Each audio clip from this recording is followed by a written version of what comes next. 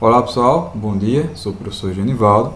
Eu fui convidado aqui para apresentar para vocês um pouco sobre o olhar que a química tem para o meio ambiente. E dentro dessa temática que nós vamos trabalhar nessa palestra, vamos observar a diferença entre a química verde e a química ambiental. Normalmente o pessoal confunde um pouco o que é química verde e o que é química ambiental. Vamos estudar um pouco dos 12 princípios da química verde. Algumas aplicações, como é que eu posso desenvolver um trabalho nessa área, né, de química verde. Vamos também ver algumas pesquisas envolvendo os conceitos de química ambiental e a busca pelo desenvolvimento sustentável que tem permeado essa pesquisa nessas duas áreas, a química e outras também, né? A gente vai ver que a química ambiental envolve uma diversidade de áreas no seu contexto. Então vamos lá, o primeiro ponto. A química verde está mais relacionada com o desenvolvimento de um processo, de uma metodologia que busque economizar um reagente, certo? Durante uma reação, ou se não, que evite a geração de produtos, em especial produtos que sejam tóxicos para o meio ambiente. Então, quando a gente fala em química verde, nós vamos também estar falando um pouco sobre estequiometria de reação, sobre rendimento de reação, apesar que dentro da química verde, o conceito de rendimento, conforme a gente vai ver mais tarde, ele é superado por um novo conceito, que é um dos princípios da química verde. Tá, ok? Então, para não adiantar muita coisa, aí eu vou deixar para mais tarde a gente discutir isso daí. Tá, ok? Já a química ambiental, ela está mais relacionada com o estudo dos processos que ocorrem na natureza.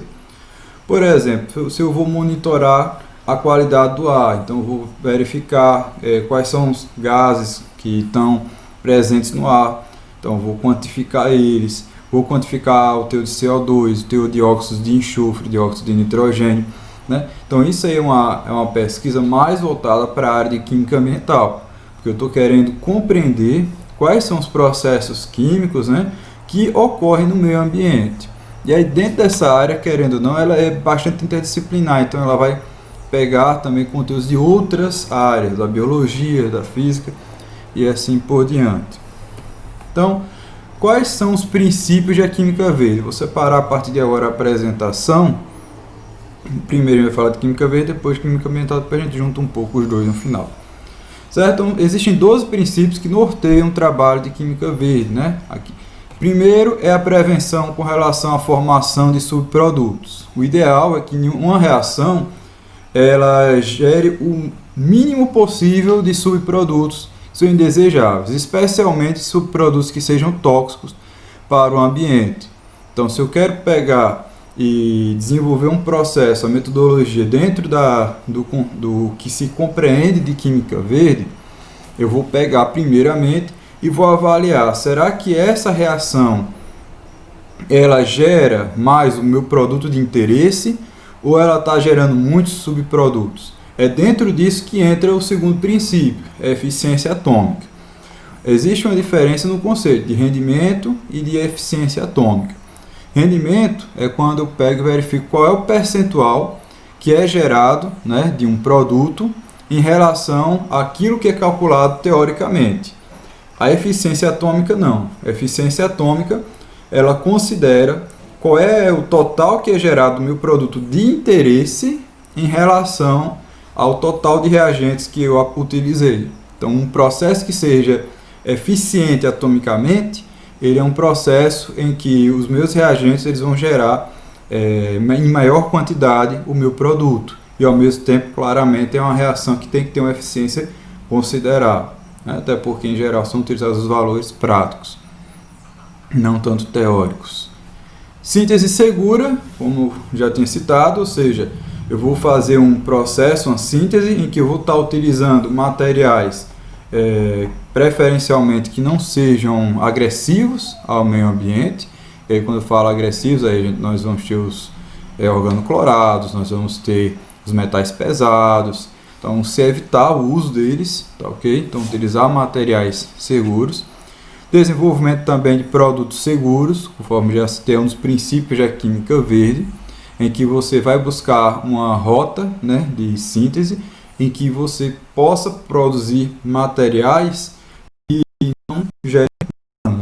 Eu posso utilizar dois compostos, objetos do meio ambiente. Então, vou produzir isso aí. É isso aí que é considerado química verde. Tá ok? Perdoe aqui, eu me esqueci de ocultar essa notificação, não sei se apareceu aí no vídeo. Mas vamos lá. Os dissolventes e auxiliares seguros, primeiramente, dentro da química verde, se recomenda evitar o uso de solventes e auxiliares de secagem. Tá, okay? Então, se eu posso utilizar o reagente de forma direta, então eu tento evitar ao máximo o uso de solvente. Por quê? Porque se eu estou usando solvente, já é mais um reagente que está sendo utilizado. E o princípio da química verde é economia, tanto com relação ao que é utilizado, quanto aquilo que é produzido. Busca pela eficiência de energia, né? Ou seja, minimizar ao máximo o consumo energético dentro de um processo. Uso de fontes de matéria-prima renovável, né? Então é o sétimo princípio da química verde, em que eu tento buscar reagentes que sejam renováveis. Evitar a formação de derivados, conforme eu já citei, que é você tentar focar no produto de interesse, já que um subproduto que não é de interesse ele vai ser descartado, né? A menos, claro, que você crie uma rota de síntese em que você reaproveite ele dentro do processo, mas só que, em geral, o subproduto ele é descartado. Catálise, então, tentar buscar formas de catalisar a reação. Produtos degradáveis, então, um princípio da química verde é você tentar produzir produtos que sejam degradáveis. Por exemplo, um plástico biodegradável. Então, se eu tenho a opção de produzir um plástico que vai durar 500 anos, 400 anos, 300 anos, e produzir um plástico que ele poderia durar só 2 anos, 3 anos no ambiente, aí claramente eu vou buscar o de 2, 3 anos. Já que uma das coisas que nós tínhamos que prezar dentro da pesquisa qual é o impacto que essa pesquisa gera para a saúde humana e também para o meio ambiente, a curto, médio e longo prazo. Porque um exemplo claro foi a pesquisa sobre radiação, né? Eu sei que eu saio um pouco aqui do foco, mas dentro da pesquisa de radioatividade, quando o pessoal estava começando a descobrir, tinham produtos como creme, né? Creme facial que era utilizando material radioativo. O pessoal não conhecia o impacto dele a longo prazo, a médio prazo, até curto mesmo. E aí com isso começou-se a observar que ele gerava dano considerável à saúde. Então a pesquisa ela deve também ter esse olhar do impacto que o que eu estou desenvolvendo ele gera com relação ao meio ambiente. Análise em tempo real para prevenção da poluição, né? Outro caso importante também com relação a essa análise e prevenção de poluição e produtos degradáveis é o caso dos microplásticos, hoje em dia que são considerados contaminantes emergentes. Não existe uma legislação própria para microplásticos, mas o pessoal vem desenvolvendo, né? São plásticos microscópicos, não tem assim um padrão de qualidade da água que contendo esse microplástico, mas que eles afetam tanto a fauna marinha, quanto também pode vir a afetar o ser humano, né? A partir do consumo, já que muitas vezes não há um processo de tratamento que vá remover ele com eficiência. Isso aí são coisas que estão sendo estudadas, já que são contaminantes que estão surgindo, né? Então tem esse, tem outros. E por último, o último princípio de química verde é a química intrinsecamente segura para a prevenção de acidentes. Tá ok? Então esses são os 12 princípios que norteiam a pesquisa dentro da química verde. Existem diversos trabalhos. E aí, como eu já citei, uma das coisas mais importantes quando você fala em um processo químico, uma reação química com observação dos princípios de química verde, é você superar o conceito de rendimento e partir para o conceito de eficiência atômica. Aqui no slide tem aqui as equações. Nós temos o seguinte, que o rendimento de uma reação, o rendimento percentual, é o rendimento prático, né? Ou seja, se eu tenho uma reação que teoricamente ela deveria produzir 100 gramas, vou usar esses valores para facilitar o cálculo, mas só que na verdade ela produziu 75 gramas na prática, quando eu fui realizar a reação mesmo. Então o rendimento dela seria 75 por 100, 0,75 vezes 100 dá 75%. Ah, mas aí essa reação que teve um rendimento percentual 75%, né? Dependendo do caso, até bacana. Sei lá, vamos imaginar outro caso que ela tenha tido 90% de rendimento. Quando eu fui fazer o cálculo da eficiência atômica, para que ela pudesse ter esses 90% de rendimento, eu utilizei 100 gramas de reagentes, mas só produzi 20 gramas do meu produto de interesse, né? Um exemplo, já que eu falei de radioatividade, quando Marie Curie estava pesquisando, né, sobre o rádio, quantas toneladas, na verdade, ela tinha que utilizar, né, para extrair uma grama de... Agora eu me esqueço um pouco o nome do minério, né, mas só que aí quantas toneladas ela tinha que utilizar para produzir algumas gramas de rádio, tá ok?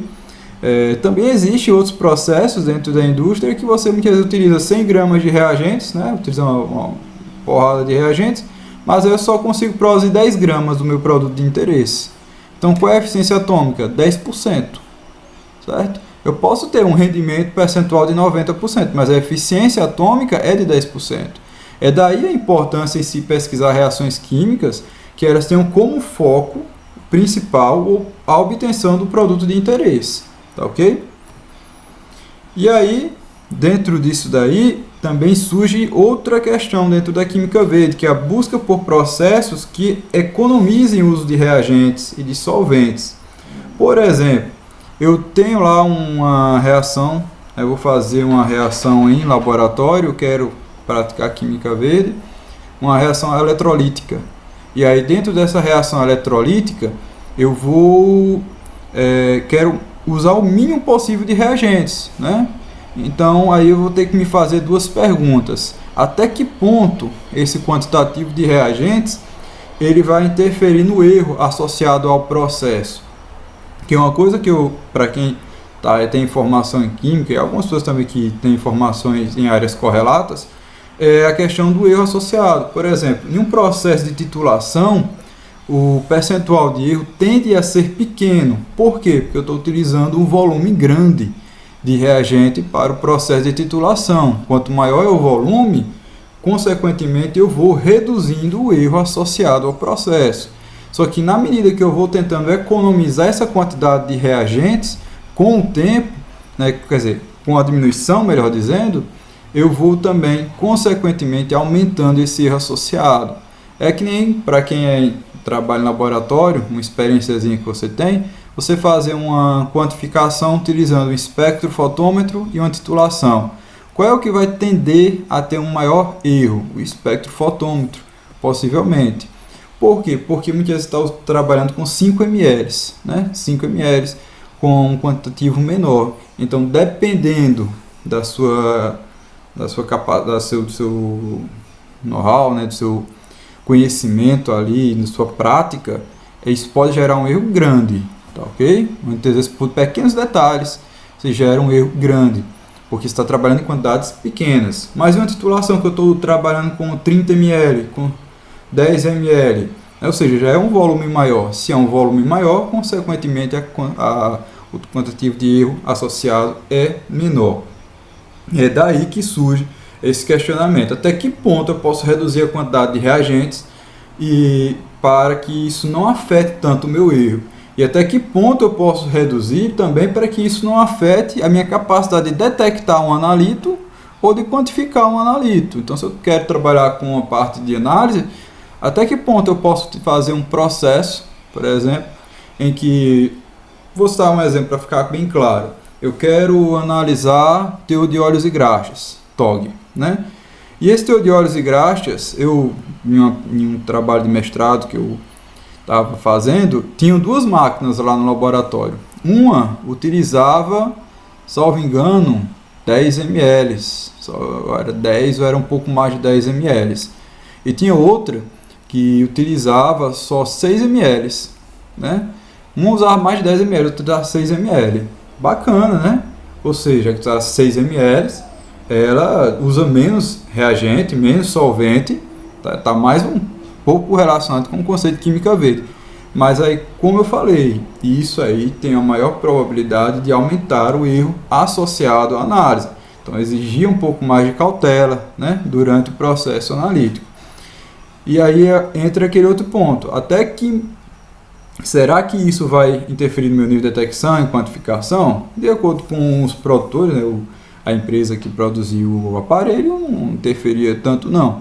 Mas é claro que a outra era mais fácilzinho de analisar, só exigia um pouco mais de reagente, de solvente e de material, né, para análise. Então é onde entra também o desenvolvimento de novos processos. Então, se eu quero fazer uma pesquisa em química verde, uma forma de fazer é você também procurar de metodologias de análise, né, na parte de química analítica, em que você reduza a quantidade de amostras ao mínimo possível, mas desde que isso não interfira no seu nível de detecção e de quantificação. Beleza? Um exemplo de um trabalho que eu achei bem legal é esse aqui, tá ok? Que é do Santana e colaboradores, são pesquisadores brasileiros. Eu não me recordo agora qual é a universidade, né? Eu preparei o slide, mas eu não me recordo bem a universidade deles, mas são brasileiros. E aí eles fizeram esse trabalho aqui, que é uma metodologia verde, para análise de matéria orgânica usando uma biblioteca nacional de espectro de infravermelho próximo com Learning Machine. Né? Learning Machine, que é aprendizagem de máquina, está mais relacionado um pouco com a parte de IA. Quem é mais da área de programação conhece um pouco isso. Tá ok? Você tem inteligência artificial, uma das áreas que o pessoal está pesquisando. Eu não sou perito em programação, não estou iniciando meus estudos. Essa parte de Learning Machine, que é você fazer com que a máquina ela comece a associar aquilo que as informações que vão entrando dentro dela, né, que vão sendo inseridas. Então, qual foi a problemática que eles estavam trabalhando? Determinação da matéria orgânica presente no solo. E aí a metodologia padrão para essa determinação é o método Walkley-Black, que aí ele tem um problema ambiental, que é a geração de íons cromo, tá ok? Então isso aí ele é um grande poluente, daí tanto pode afeta ao meio ambiente quanto afeta a saúde humana. Então tem caso, por exemplo, quando eu peguei e fiz minha pesquisa tanto mestrado e doutorado, quando a gente ia determinar a parte de matéria orgânica usando o DQO, o método também gerava o íons cromo. Nós não podíamos jogar esse íon cromo, não se pode jogar. Quem faz análise de DQO usando o método de cromato, você não pode simplesmente jogar ele pia abaixo. Você tem que pegar e armazenar. E armazena para o resto da vida. Não pode jogar no meio ambiente sob hipótese alguma. Tá ok? Mas aí é onde entra a necessidade de novos métodos com viés de química verde. E qual foi o método proposto? Como ele deixou claro no título, foi utilizar uma Biblioteca Nacional de Espectro de Infravermelho. Então ele partiu para o uso do infravermelho próximo. E também com Learning Machine, ou seja, a partir do momento que a máquina, que o computador vai começando a fazer as análises, ele vai obtendo os resultados, ele vai começando a aprender certas nuances da análise, tá ok? Porque é como se fosse uma rede neural, assim, não é bem o conceito próprio, a rede neural tem o seu conceito próprio, mas imagine que ele fez sua primeira análise, foi fazer a segunda, a terceira, e aí ele foi começando a observar como é que ele poderia detectar a matéria orgânica, então como é que ela se comportaria. Então ele funciona como uma estrutura cognitiva no computador, mais ou menos é isso que você poderia pensar no Learning Machine. E aí eles conseguiram demonstrar a eficiência da técnica. A partir dela houve um aumento de performance, então antes um processo que demorava mais, a partir de agora eu poderia fazer 2.000 análises por dia. Então, segundo os autores, também houve uma economia no custo da análise de 80% aproximadamente, sem contar a redução na produção de resíduos tóxicos, já que eu não vou mais utilizar o método de cromato e vou estar aplicando o método infravermelho, tá ok? E aí entra agora um pouco de química ambiental. Isso foi o que eu pude falar sobre química verde e agora química ambiental. Química ambiental, como eu falei, está mais relacionada ao meio ambiente, então trabalha tanto a parte de contaminação da água e do ar, Processos de tratamento, foi um pouco do que eu trabalhei também no mestrado e no doutorado, principalmente no doutorado, teve bastante relação com a parte de química ambiental, que foi o tratamento de águas pluviais. Impacto na saúde humana e avaliação do solo, então vou verificar as condições do solo, qual é aquela parte mesmo de determinação de matéria orgânica, verificar também quais são os minerais que estão presentes, se eles contribuem para um determinado cultivo, né, para um determinado plantio. Então ela interage bastante com outras áreas. Um trabalho que eu achei interessante trazer sobre química ambiental, também brasileiro, esse aqui, salvo engano, é de uma equipe da UFES, da Universidade Federal de Sergipe. Avaliação da qualidade de água superficial dos principais afluentes, né, do Baixo São Francisco, do Rio, na região Baixo São Francisco, Sergipe. Então eles fizeram a coleta em 11 pontos, né, em 11 afluentes do São Francisco, do Baixo São Francisco, e aí através disso eles fizeram uma medição de alguns parâmetros, né, oxigênio dissolvido, coliformes, pH, DBO, temperatura, fósforo total, nitrogênio, amoniacal e nitrato, STD, que é sólidos totais dissolvidos, e outros, tá ok? O objetivo era verificar, aqui coloquei logo do lado, mas o objetivo deles era verificar a qualidade da água, tá ok? E a partir dessa avaliação, que foi feita nesse trabalho, eles poderiam verificar se está havendo um impacto significativo de ações antropogênicas naquela área do São Francisco, né? Como é que isso está afetando o rio, qual é o nível de contaminação, já que esse rio ele é utilizado para abastecimento em algumas cidades. Então, essa foi o pensamento. Além disso, esse tipo de trabalho é importante ser realizado de tempos em tempos. Então, foi feito esse daí, não me recordo agora o ano, tá ok? Da publicação, da realização do trabalho, mas só que esse tipo de trabalho ele é importante, esse tipo de monitoramento, para que nós possamos verificar, com base no tempo, o que está acontecendo com o rio, como a ação humana está afetando o rio. E dentro desse tipo de trabalho, você já buscar alternativas para isso. Então, por exemplo, aí já está, devido à ação humana, deve estar ocorrendo algum despejo de esgoto ou de alguma indústria, né, que está modificando o teor de matéria orgânica, que aí eu poderia verificar pela DBO, né, total de oxigênio dissolvido e outros testes, assim, DQO também, e ou seja, o teor de nitrogênio está se elevando. Então se está se elevando o teor de nitrogênio, teor de fósforo, é possível que esteja havendo uma lixiviação de fertilizantes, né? O pessoal está produzindo alguma coisa, ou tem algum cultivo, né? Alguma plantação próxima e está se lixiviando fertilizantes para o rio. Então, que formas eu posso fazer um tratamento prévio antes que isso venha contaminar? Porque a partir do momento que eu já vou identificando uma tendência de aumento, eu já posso trabalhar para evitar que com o acúmulo o rio ele sofra mais, né? Ou seja, gere um impacto cada vez maior, o que claramente também envolveria um maior gasto para a sua remediação, né? Para o seu tratamento. Então, o que é que eles observaram? Baixo índice da qualidade de água, indicando a tendência progressiva da degradação em alguns pontos. Tá, okay? Esse trabalho não é bem assim tão atual, mas também não é tão distante. Tá, okay? Ele é de depois de 2000, não me recordo agora o ano específico, mas já se observa essa tendência.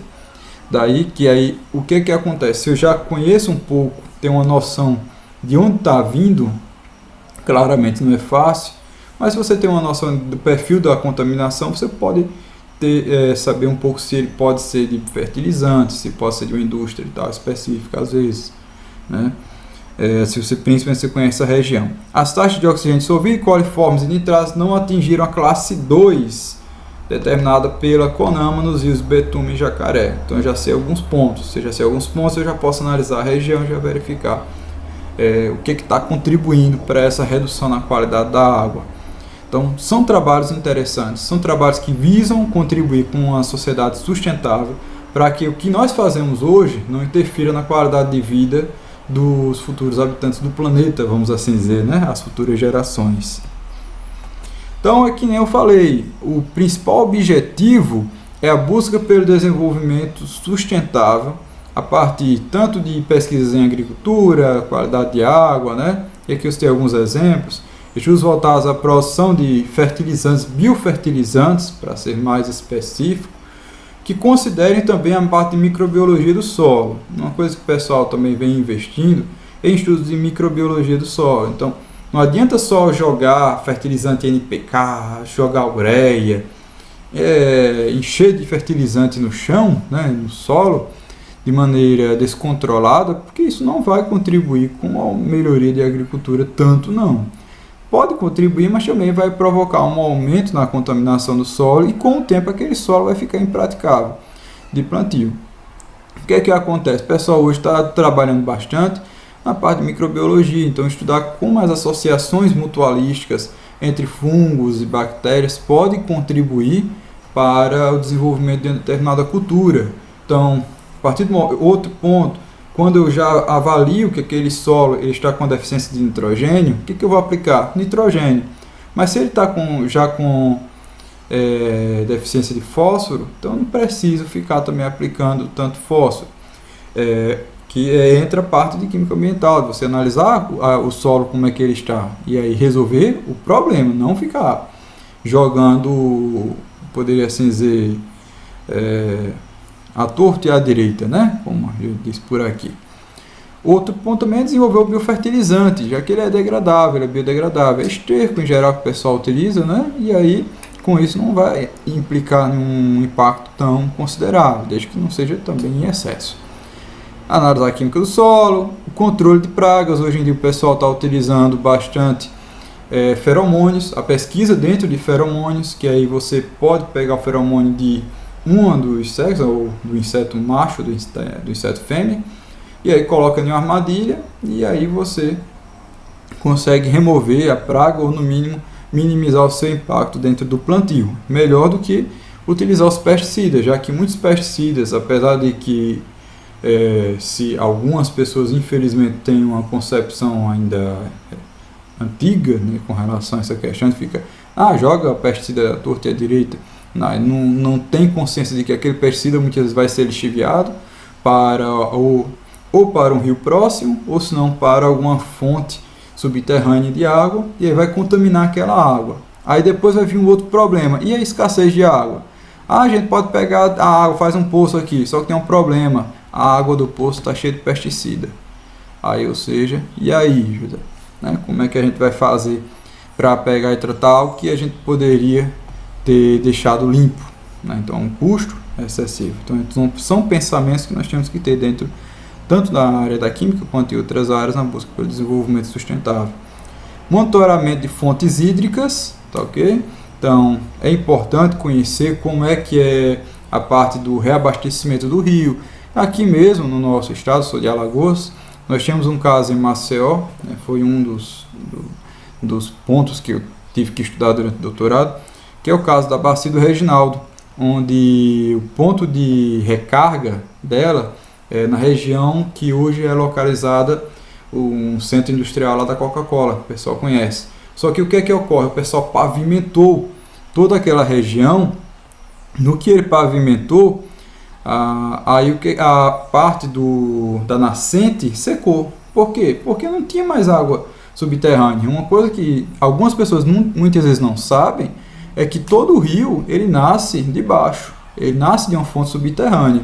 E aí essa fonte subterrânea precisa ser reabastecida. Então existem as zonas de recarga, tá ok? Que são analisadas a partir claramente do formato da região. Em geral, elas têm tipo um formato de bacia dentro da região. Então, quando chove, aquela água vai percolar e aí, no caso, vai se juntar dentro da fonte subterrânea e vai aflorar em uma nascente, dando origem a um rio. Só que aí, no caso lá, a nascente que ficava na região do bairro Santa Lúcia foi seca porque a zona de recarga já estava pavimentada, não tinha como a água percolar, ela secou mesmo. E aí o que existe hoje, o que a gente conhece como Bacia do Reginaldo, não é mais água, é efetivamente esgoto urbano circulando. Estudos sobre o impacto gerado por ações humanas, né? Esse foi um exemplo. Método de tratamento e reaproveitamento da água, foi um pouco mais que eu trabalhei durante o doutorado, né? Não sei quanto tempo aqui nós já temos, eu não me lembrei de medir, né, o tempo. Espero que a gente esteja mais ou menos no período correto. Vamos lá. Dentro disso daí, dentro dessa questão de desenvolvimento sustentável, entram dois pontos importantes, já que eu falei em agricultura e em água. Quando se fala em agricultura, em desenvolvimento agrícola, nós temos que pensar também na questão da fome, porque a agricultura é importante no combate da fome. Não é só para alimentar o bolso de grandes produtores agrícolas, mas é também a necessidade que a humanidade tem de produzir alimento, né?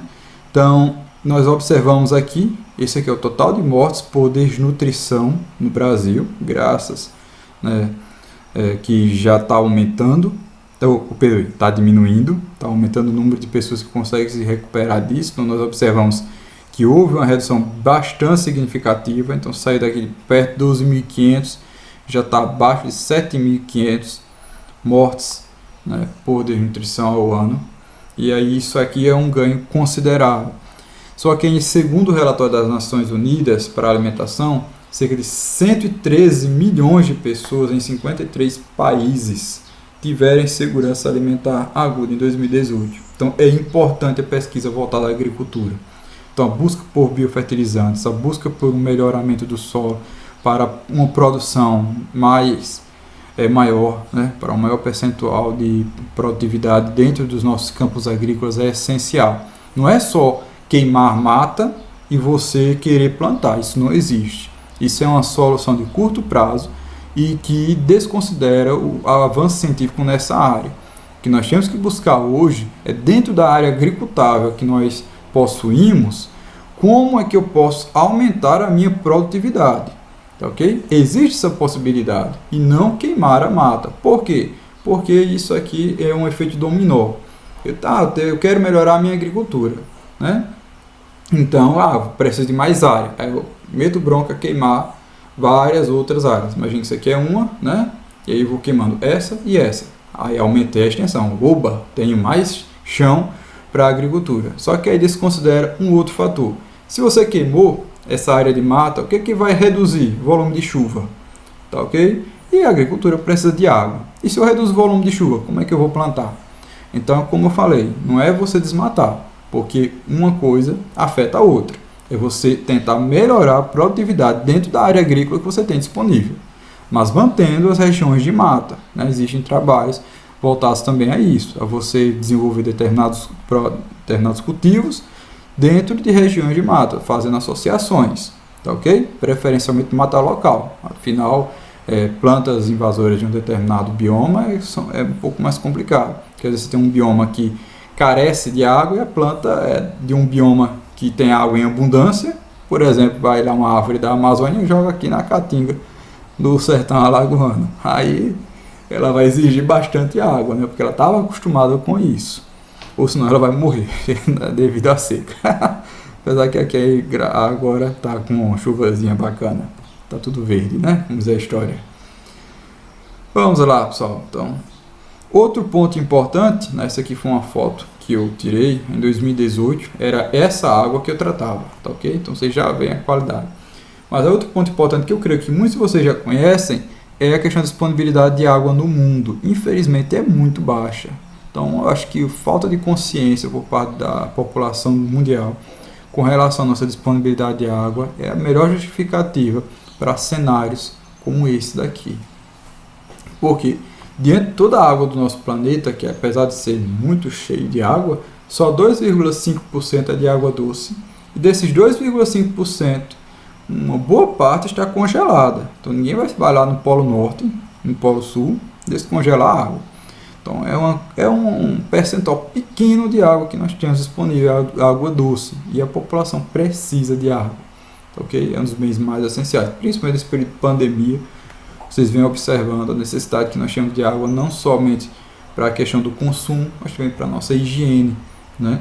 Porque aí, nesse caso, isso evita o surgimento de algumas doenças. Desde o período medieval, você observa como o processo de higienização ele é importante no combate a doenças. Não é só o período de pandemia agora, né? Então, você vê outros casos de doenças, como por exemplo você teve a cólera, surtos de cólera mesmo durante o período medieval, e outros períodos aí que surgiram justamente pela falta de higiene, tá ok? E outros também, né? Então, esse cenário aqui, que ocorre lá em uma região da nossa capital, infelizmente, e eu acredito que em várias outras cidades brasileiras, é triste, né? Porque você observa, tudo isso aqui é esgoto urbano que é jogado ao céu aberto e depois é jogado na forma de línguas negras para o mar, tá bem? Sem tratamento, isso aqui ele vai sem tratamento, tá ok? Desse jeitinho aqui. Então, eu durante o doutorado desenvolvi um processo, usando processos oxidativos avançados, é uma área de tratamento de águas que está sendo desenvolvido bastante agora, né? Você está fazendo muita pesquisa nessa área e que conseguiu remediar bastante, viu? Inclusive o efluente final, após o processo, ele era passível de ser usado na agricultura. A gente viu uma redução significativa na toxicidade do efluente. Bacana? Então, pessoal, esse aqui é o meu trabalho, né? Qualquer necessidade, o Denis aí, que está coordenando o evento, parabéns já a ele, né? Grande colega de feiras de ciências, né, ao redor do mundo. Ele pode, de repente, disponibilizar meu e-mail. Quem tiver alguma pergunta, alguma dúvida, pode enviar um e-mail tranquilamente, na medida do possível eu vou respondendo.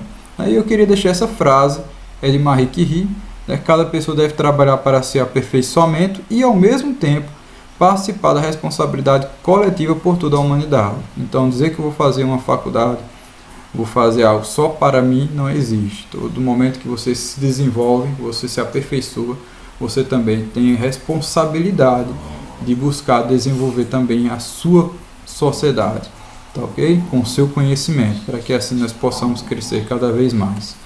Então aqui estão algumas referências do trabalho, da apresentação, e muito obrigado a todos pela atenção e até a próxima, viu? Valeu, forte abraço!